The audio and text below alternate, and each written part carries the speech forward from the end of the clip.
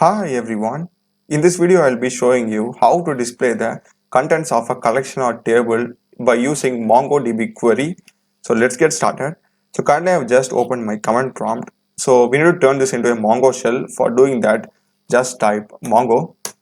So this will be now a Mongo shell, and here we can just run and execute MongoDB queries. And in the back I'm having MongoDB Compass. This is just a visualization tool that basically displays all our MongoDB data, that is the key and value pairs or the documents in a visual form like this. So it's much better to have that. So first thing, we need to select the database. Okay, so let me just now use show DBS. So this will basically list all the databases that are available in our MongoDB. So for this example, I'm going to use TrialDB. So for using a database, it's going to be use space the database name. You need to be careful with the spelling. So now I am present in this particular database, and in this database I'm having this particular collection or table called as trial call, and inside this I'm having these many documents. So these are going to be the data that are going to be displayed if we use the find function. All right. So for displaying the data, as I told you earlier, we will be using the find function. So this is the syntax. Okay, db dot our collection name. So in my case I'm having only one collection inside our trial db, which is trial call. So it's going to be trial call. You need to be careful with the spelling, because if you do any mistake you won't be getting anything in the output. Dot, and as I told you, we'll be using the find function, and I'll just hit it. So here you can see, right, this is the data that is present inside my trail call collection, basically name and mark, and this is auto generated ID. So if I go to my compass, you can see, right, this is exactly the thing that is being displayed over here.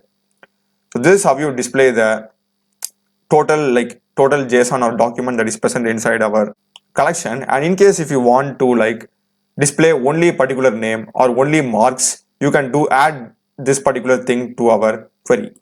So you need to just add this particular line, okay, this thing inside our find query.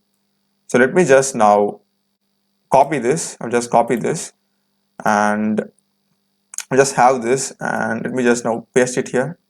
Right click to paste it, and I will just go here and just delete this. So in this we will be having a parameter, okay, key name. So this is going to be the key name that alone we want to display. So in case I want to display mark, I need to enter mark inside this. In case if I want to enter only the name of all the documents, I will be entering the name here. And you need to also specify the value to the key as 1, name :1, and I'm adding here underscore ID as 0 because this ID is auto generated. So basically we want to remove this.